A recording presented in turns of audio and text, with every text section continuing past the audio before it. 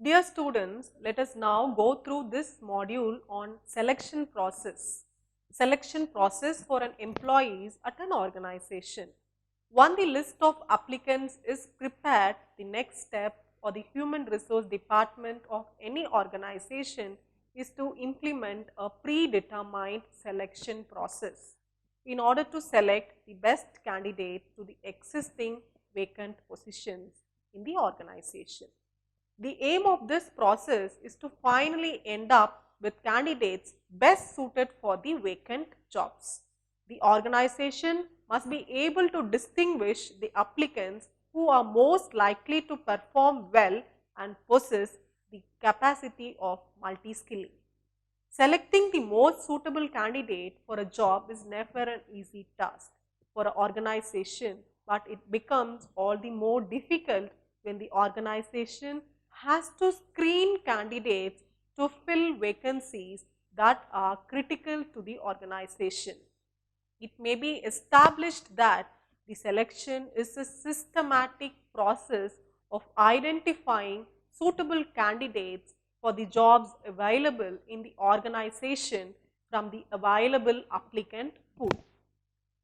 The definition of selection process is selection is the process by which candidates for the employment are divided into two classes, those who will be offered employment and those who will not. When we look into the definition of this process, selection is the process of choosing from among the candidates from within the organization or even from outside the most suitable person for a current position or future positions. This module will enable the learners and is designed with the objectives. Number one, understand the various steps in the process of selection to meet the manpower needs of an organization. And number two, describe the role of management in the process of selection. Now, let us look into the differences in recruitment and the selection process. Though the term recruitment and selection are often treated as interchangeable ones, but there are quite a few differences between recruitment and selection. The process of procurement begins with the recruitment of candidates from different sources, whereas selection process, the process of procurement ends with the selection of the necessary number of suitable candidates for the job. Since the aim of the recruitment is to gather as many applicants as possible for the jobs in an organization, it is considered as a positive task. Whereas selection attempts to eliminate the applications in different stages to end up with a smaller number of requisite candidates and is thus termed as a negative task. Recruitment is comparatively easy as it does not require expertise on the part of the recruiters to build an applicant pool. Selection is a difficult job as it requires specialized knowledge and skills on the part of the selectors to choose the best candidates by predicting their likely performance. Recruitment is basically a searching function as it searches for prospective candidates for the jobs available and the jobs offered. Whereas selection is basically a screening function as it screens the candidates for their suitability of the jobs offered. An organization adopts various steps in this process of selection. Phase 1, measurement. Verification of the accuracy and consistency of the selection technique is done in this phase. Phase 2, decision making. Ensure the completeness of employee data to make accurate and uncompromising selection decision. And finally, phase 3 is evaluation. Identifying the role and effectiveness of the selection process from the organizational perspective. Now, we will look into the steps for the selection process. Step 1, employment application forms or blanks. This refers to the standardized format to collect necessary information about an applicant to determine his suitability of the job. Step 2, selection test. This is a psychological test for comparing and contrasting the behavior of two or more persons on the basis of a standardized measure in order to predict their likely job performance. Step 3 is selection interview. This is a face-to-face conversation that exists with the candidate to collect the required information that could not be collected through other selection tools to determine his suitability for a job. Step 4 is reference check. This is a process of cross-checking the information provided by the candidates in different stages of the selection process with the references cited by the candidates themselves. Step 5 is physical examination. This is a medical test to ensure that candidates selected meet physical requirements for the existing job vacant positions. And final is step 6 is job offer. A job offer is a formal communication from the employer to the selected candidate that specifies the details of a job offer. The job offer generally provides information about job description, reporting authority, pay particulars and leave eligibilities and so on. Some organizations use a weighted application blanks to gather relevant information and also predict the chance of success for a candidate in the job. This is possible when the organization is aware of the statistical significance of the relationship that exists between the biodata characteristics and the chances of success in the job. Let us go through these steps in detail now. Application forms. Application forms normally solicit the following information from a candidate. Biological information. This information includes collection of details such as the name of the applicants, father's name, date of birth, age, gender, nationality, physical features, marital status, identification marks and family details. The next component is educational qualification.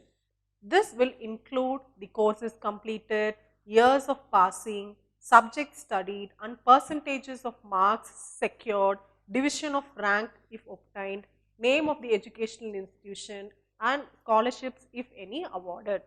The next component is work experience. Work experience will include details such as positions held, tenure in each position, nature of the job, pay and other benefits, details about the present and the previous employer, explanation for break in employment if any. The next aspect is pay and other prerequisites. This will comply the information about a candidate's expectation about salary and other benefits. Also, apart from this, there is a section additional information which will include details like participation in sports, games, cultural activities, nation building activities such as NSS, NCC and other honors obtained are noted in this section. References, name and addresses of few references, those who have knowledge about the applicant and who may be contacted by the organization in future is recorded in this section, reference. Now, let us move on to the next section, guidelines for evaluating the application forms. The human resource department should follow certain guidelines when evaluating the application forms. Number 1, assessing the applicant's educational background. Number 2, examining the application to assess his self-reliance. Determining whether the applicant exhibits adequate intelligence while responding to the questions will frame 3. Next is 4, looking for the clues regarding the applicant's attitude and behavior. Number 5, evaluating the applicant's employment records. Number 6, ascertaining the quality of the applicant's writing. Number 7, making use of application details to decide on the nature and content of the interview and also finding why the applicant has left the last job. Now, let us move into the next section, the different tests, selection tests. Since there are differences in the abilities, aptitudes, interest and personality traits of individuals, it is essential to measure these differences effectively and accurately to determine their suitability for the jobs. This may be done with the help of a selection test, which are also called the psychological tests. The term test is used here as a standard measure of behavior of the applicants. Now let us look into the definition of test. A psychological test is a standardization measure of a behavior. A test is a systematic procedure for comparing the behavior of two or more persons. Now let us see the uses of psychological tests. Psychological tests are a useful tool for any human resource manager in several ways. These tests are essential for selecting and placing employees, determining their career plan, assessing their job performance and potential, counseling them in case of conflicting situations. There are various types of psychological tests used in the process of selection. They are ability test, personality test, interest test, honesty or integrity test, intelligence test, aptitude test and achievement test. Let us now look into all these in detail one by one. First, ability test. Ability refers to the capacity of a person to do a particular job. The ability of a person commonly denotes the combination of mental, physical ability and motor ability. To measure these abilities, an organization may resort to any of these following tests. First is intelligence test, which is IQ. The aim of an intelligence test is to measure the general intellectual abilities of a person. This test assesses the memory, vocabulary, verbal comprehension, thought fluency, inductive reasoning and numerical skills to the candidate. The uniqueness of this test is that it measures several abilities of the candidate and derives a score called intelligence score. This score is then compared with the average intelligence score of the organization to determine whether the candidate is above or below the average. To know the intelligence quotient of the employee, following equation is used. Intelligence quotient IQ is measured in terms of mental age divided by actual age into 100. Next we will see about aptitude test. An aptitude test measures the latent talents of a person that may be crucial in performing the jobs successfully. This test is normally given to those applicants who have no previous experience in a particular field. Hence, these aptitude tests are appropriate for predicting the future ability and performance of the candidates. These tests are found to be more effective for jobs requiring mechanical and spatial relationships like those of engineers, designers, machinists and those working in food and beverage sections and so on. Next is the achievement test. The aim of the achievement test is to measure the knowledge gained by the person in his or her job. It evaluates the claims made by the job holders regarding their performance and skills acquired in the job. This is also called a proficiency test, performance test or trait test. A typing test is an example of achievement test as it intends to measure the speed and accuracy of a typist in his job. Similarly, for a food and beverage chef, the time taken to complete a dish may be taken as an example. The test that measures the subject knowledge of pupils at school and colleges are also examples of an achievement test. Similarly, organizations test the job knowledge of their employees to determine the suitability for future promotion and also for salary fixation. Next, we will see about personality test. Personality refers to the sum of the characteristics of a person which reflect on his or her response to a particular situation. The characteristics may include among other things, introversion, interpersonal skills, motivation, ability, self-belief, courage, attitude and temperament. A personality test proposes to assess and predict this basic candidate.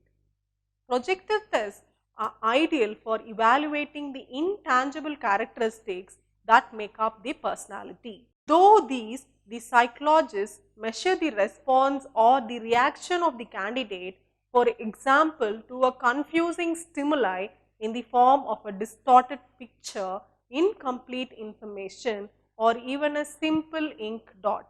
The response reveals the candidate's inner qualities, which are then correlated with the job requirements. Next is interest test. As the name implies, a person's mental and physical abilities are not all sufficient to achieve a desirable job performance. Apart from this, the person must have a strong and inherent interest for that job. The aim of this interest is to know the interest, attitude and preference of a person towards the jobs offered. Its purpose is to identify the interest of a person, say in marketing, accounting, mechanical, computational and clerical activities to determine the job best suited for him. Next is honesty or integrity test. Organization may feel a need to ascertain the honesty of the candidate to ensure that they have not furnished any false information in the application form and also to safeguard themselves from frauds and misappropriation. In a honest and integrity test, the questions are asked in such a way that the attitude and actual behavior of the candidates can be found out. Also, here we should know the objectives of an interview process. Though the primary process of an interview is to predict an applicant's likely performance in the job, it helps the organization in several ways. Some of the main objectives of the interview are: it fills the information gap in the personnel selection process. In other words, it can supplement the application form and selection test effectively by gathering additional information necessary for determining necessary details suitable for the candidate for a job. It enables an organization to establish a direct and personal contact with the applicant to verify the information obtained through other sources.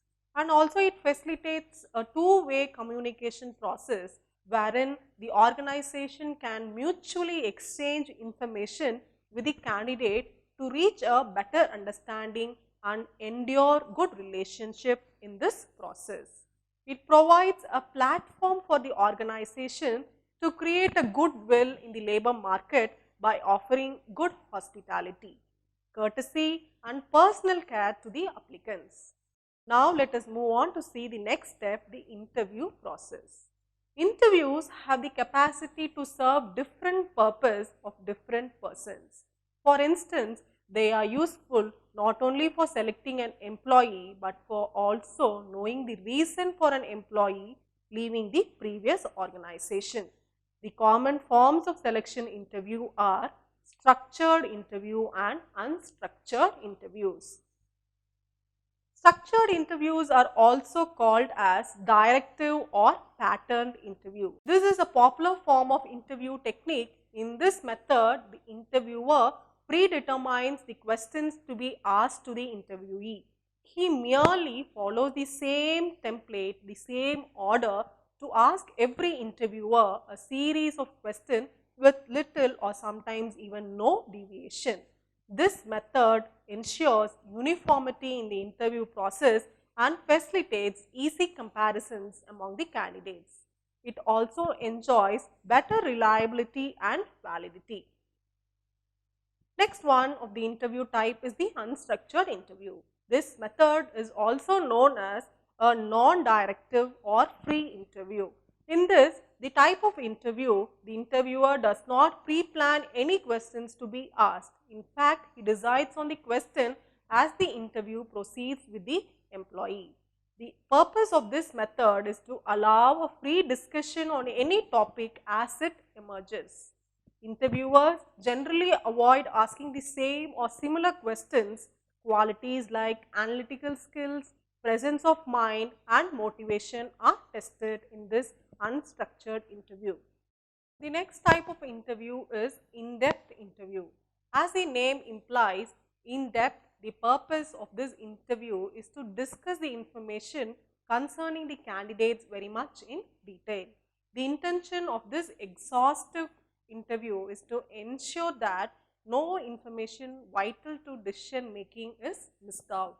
This method normally covers the subjects of mutual interest like specialization, motivation, qualification, and career plans of the candidates on one hand, and the firm offers on the nature of job, pay, and prerequisites, career opportunities on the other hand.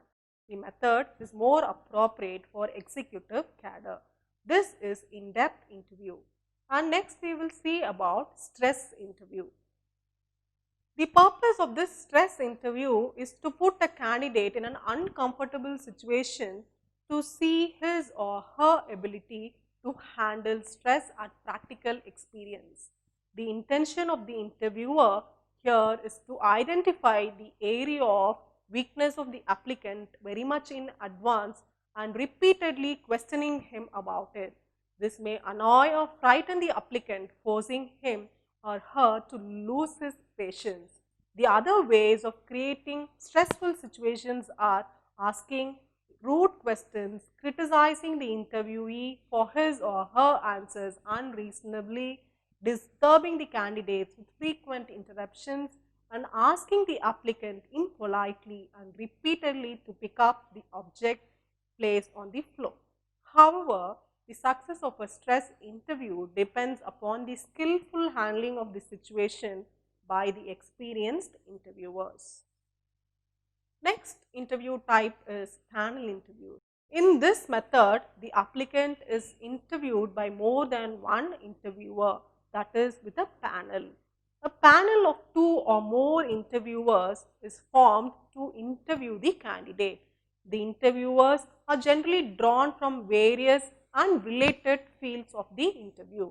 They ask the questions from their respective fields and award marks for that. These marks are finally consolidated into a panel score. The panel interviewers are normally comprehensive in nature and they are considered more reliable than individual interviewers, as the personal bias and prejudice would have less effect on this panel score. Nowadays, we have a more recent method of interviewing, the computerized interviews. Computerized interviews are slowly gaining momentum in India. Many organizations resort to this kind of interview to choose suitable candidates. In this method, the applicant is asked computerized oral questions and his oral or computerized replies are recorded. Computerized interviews are often used as preliminary interview method. Those who are successful in this computerized interview are considered for face-to-face interview.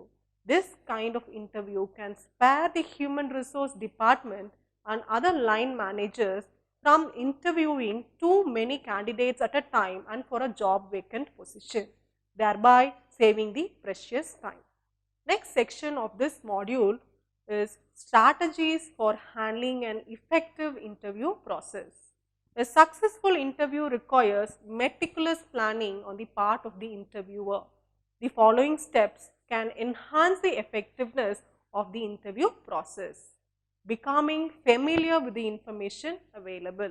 The first step in the interview process is that the interviewer acquaints himself with the information already collected about the applicant. This will help the interviewer to gather from the interviewee only what is further required.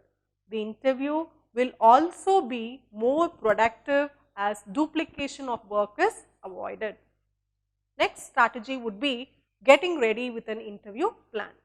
Keeping in mind the requirements of job in the background, the interviewer has to finalize the interview plan. The plan may include, among others, determining the interview method, the skills to be tested, the questions to be asked and the clarification required. The interviewer should also decide on the criteria for the evaluating the interviewee's responses. The next strategy to carry out the effective interview process is conducting the interview. This is an important phase in the interview process. All the plans regarding the interview are executed at this stage. The interview should be smooth and systematic from the beginning to the end to produce the desired outcome. Every effort must be made to gather maximum inputs. The next strategy, the final strategy, is ending the interview. It is the responsibility of the interviewer to properly finish the interview. At the end, the candidate should be given an opportunity to say or seek information whatever he desires to do. It will be fine if the interview ends up on a positive way. The next strategy is reviewing the performance. Once the interview is over and the candidate leaves the room, the interviewer should begin the process of evaluating the performance of the candidate very much immediately.